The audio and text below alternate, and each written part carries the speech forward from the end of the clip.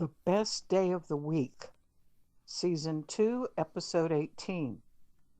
Today is kind of a two for one special. You get to hear Episode 17, Tower, and Episode 18. If you look at our cover shot, you'll see inside of a bar with a lot of beer selections. It's been sunny and warm in Dallas. People have been out at the patio bars drinking beer. Some people say the best day of the week is Friday. What do you think is the best day of the week? Friday, Saturday, Sunday speak for themselves. Well, we have the close to the working week and then the weekend itself. Good stuff, all of it. Yeah. Since we're living in a pandemic and we're here in Petroma therapy, we're kind of exploring positive ways to get through, stresses, restrictions, mask, no mask. A lot of people are drinking, and a lot of people are thinking. And when I think of the best day of the week, I think of Monday. I love the beginning of things. Like it's a fresh week, no matter what happened. Like it's a new start. I like to write on my calendar. I like to write in my journal. I like Mondays, but a lot of people hate Mondays. Do they? There's a song by the Mamas and the Papas. I think you mentioned that group before. Rainy days and Sundays always get me down. Well, I love their song. It's called California Dreaming. I'm absolutely like, I think it's great. But speaking of days, is this what day is this? Is it Thursday? Today, Uh-huh. yeah, I mean like in real time. Yeah, we're really on Thursday, October the 29th. Uh, well, pandemic or not, I have to work, and sometimes I think that what's the best day of the week to take off work, and I've come to realize that it's probably Friday, uh, because once you schedule Friday off, that's um, like it has its own set of benefits because you start your weekend before everyone else and have your weekend feel a little Oh yeah. longer.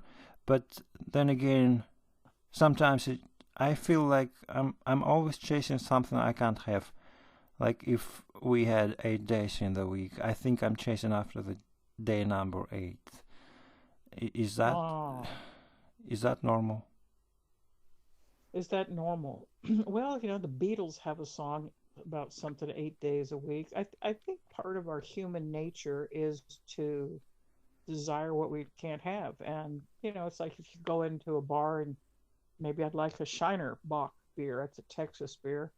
And the guy goes, "Oh, the tap, we don't have those on tap. Would you like a Lone Star?" It's like suddenly I like don't want anything other than just the Shiner. So like I think the idea of chasing what we can't have, California dreaming, the elusive, other person that you can't ever, seem to find. I guess that's just part of human nature. Huh. 8 days a week. Gosh, Uh, what we, would you do on that eighth day? exactly. We are open 24/7, right? If we have 8 days, we open 8 days a week, or and how many hours? 25, 25, 8. Doesn't make any sense. But I remember when I was in school, I loved history, and apparently Romans had 8 days a week, and Egyptians had 10 days a week, if I'm not mistaken. Did you know that Well, the Roman Egyptians' week was calendar 10 days was long? original. It was like a. Well, I'm like trying to process it. Let's just hold our horses. I'm thinking about the Roman calendar. It observed a lunar calendar, and the cycle was about 29 and a half days long.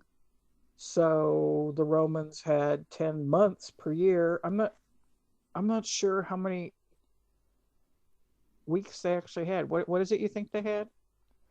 Well, I know that other civilizations, except for ours, they like Egyptians whose week was 10 days long, or the Romans whose week lasted 8. But we've just discussed Babylonians in Okay. previous episode, and Babylonians divided their lunar Yes. month into Yeah. 7-day weeks. Hmm. Well, all of these things are like man-made, human-made measures of time. And I think the Mayan calendar is a circle, and at the center of it is some scary god who eats everything. But these are all depictions of time. And in Western civilization, we tend to look at time in a linear fashion. We have the now, which is a midpoint. We have the past, which is the origin point, and then we have the future. Hmm. But that's just a man-made construct. And as you've discussed before, Alan Watts and Thich Nhat Hanh, some of these Zen guys say that all that is illusion or Maya. It is there's only the now. Hmm. Yeah, like don't think of the past, or don't think of the future. Well, if we follow that advice, we'll run out of the topics to discuss. But you know what? I always think like Babylonians, they lived when 600 BC, and they were like astute observers and interpreters of the heavens. And I think, when was last time I looked at the moon or to the stars? And I can't really say. And I think those, like, how come that those Yeah, people who lived I think thousands of years ago, they looked at things I don't well, do. because they didn't have cell phones, they didn't have like laptops, and they Right, weren't staring at screens or wearing virtual headsets or watching TV or trying to decipher news, fake news, unnews, free news. right. They were more in touch with nature. And I think, you know, whenever a person goes out camping or hiking or just out for a day trip around the lake, there's a different kind of sync. Like you just feel like, especially if you go to the beach, like, man, I feel great. Like, why don't I spend more time at the beach? Like, have you ever been out in nature and you feel like, why don't I go here more often? Oh, oh. It's just a different way of experiencing time. I mean, I know when I was a kid, I would go camping with my brothers and sisters. We just go into the woods and take, a pan and like cook some bacon and eggs and make a fire. And it was just like the eternal now. It was like just so much fun. And the real now, me as an adult person, I have lots of gadgets and things to make my life easier, but I don't know if I'm as happy as I was when I was kind of more living in the present moment of time. But look, we've just discussed, not to change the subject, but we've just discussed the Babylonians and Greek in the previous episode with regards to idioms and linguistic commonalities. And if we speak about the week and the time, imagine that Babylonians Yeah.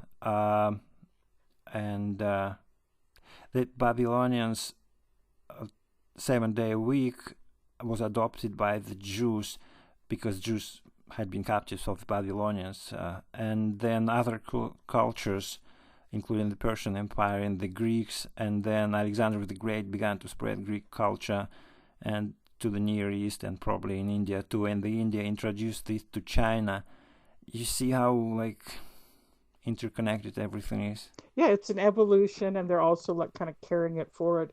I'm looking back at a little bit of information that I'm interested in Mayan and Aztec visions of time. I do know that the Egyptians looked at this, at the stars and made measurements from the stars, and then the colonists, the people who came like from, like Christopher Columbus and you know, Vespucci and all these guys that came on ships, they had an astrolabe which measured the distance between the horizon and something. So these things that measured time, have transitioned. Supposedly, the Mayans had a very complicated system that had 20 days a month, and it was depicted in a round.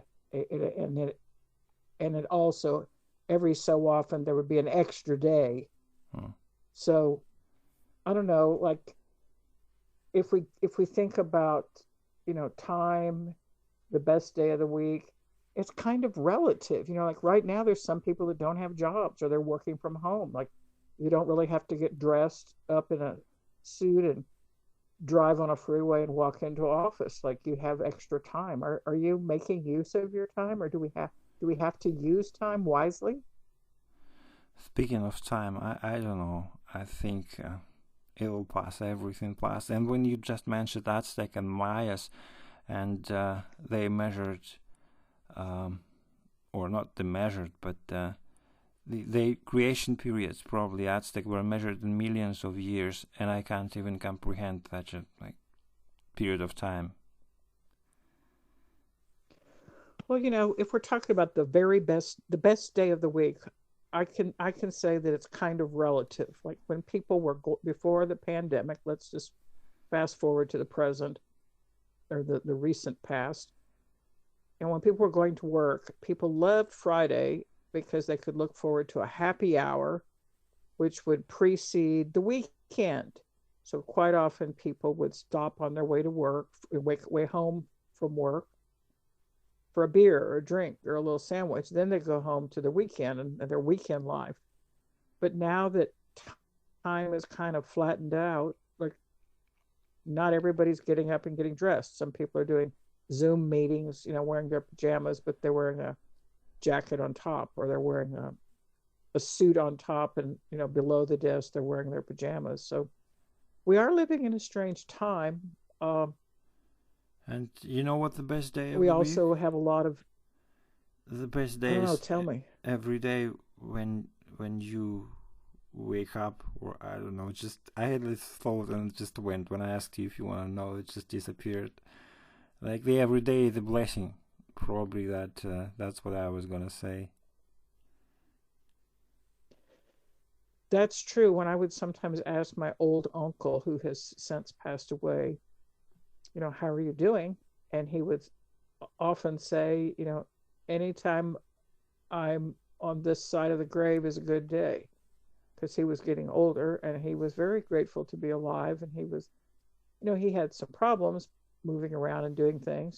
He was a little bit slower, but he really appreciated life. And I think that there's some mixed blessings in this situation that we're in right now. Like we have the opportunity to, read more, think more, write more, think more. Does thinking more help us Live more. or not? Well, if it's controlled, I. It's like a mushroom. There are poisoned mushroom, there are normal mushroom, and if your thinking is like a poisoned mushroom, that's probably not helping. But Right. if that's a wholesome one, why not? So what you're saying is, like, if your mind kind of drifts towards negative, depressing things, and you have a lot of time, that's not cool. But if you can be a little bit more positive.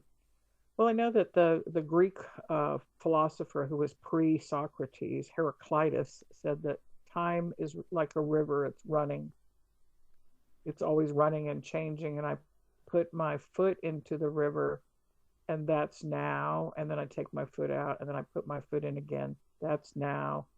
And it's a completely different river. It's a completely different experience. So, we can go back to a familiar place, and it seems familiar, but it's something a little slightly different. Or you can go back to your Remember, grandparents' house, or remember a childhood. Yeah, we discussed this yeah, book one that's day what I'm that trying you to. can't go back home again. Exactly. That was in season one, about how nostalgia draws us to the past, and we imagine that we were happier there. Maybe we were. I don't know. I don't know. Speaking It, of it's time, Speaking of time, let me share this story. I always wondered what was before the Big Bang, and recently overheard two scientists discussing this issue, and one asked another what was before the Big Bang, and the other answered that the question is faulty because time did not exist before Big Bang, so there cannot be a question which involves before. And I thought, damn, that's a cluster. that's deep. That's yeah, that's That deep. yeah, that is steep. Yeah, because whatever we're measuring with somehow alters the phenomenon that we're measuring. So if you're talking about before time, you're already skewing things. I It's think officially.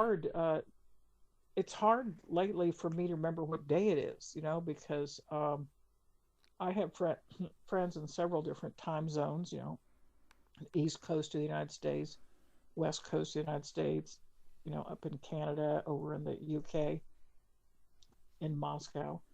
And sometimes I get confused as to what day it is. Like you asked a little bit earlier, maybe in the previous episode, what day is it? Like, why are we getting confused Is it about a what work? day it Is is? this a work day? This pandemic, I can't tell anymore. And you mentioned friends, and I think that remember Mark Twain said when he was asked if he's afraid to go to hell, he said, "No, I'm not afraid to hell because I like have friends, both in paradise and in hell." So like, Well, wrapping up the best day of the week, I suppose it's for each one to decide, and maybe sometimes there could be two good days in a week. Maybe mm, there's an eighth day. Maybe you forgot a day. We have leap year, we have full moons, we have half moons, we have all kinds of stuff going on. Uh, Episode 19 is going to be about secret rooms, and then episode 20 we're going to talk about bridges. So let's segue into our closing. Is there anything you'd like to wrap it up with? amen. Amen. And have a good time when you get out of therapy. Okay, goodbye. Goodbye.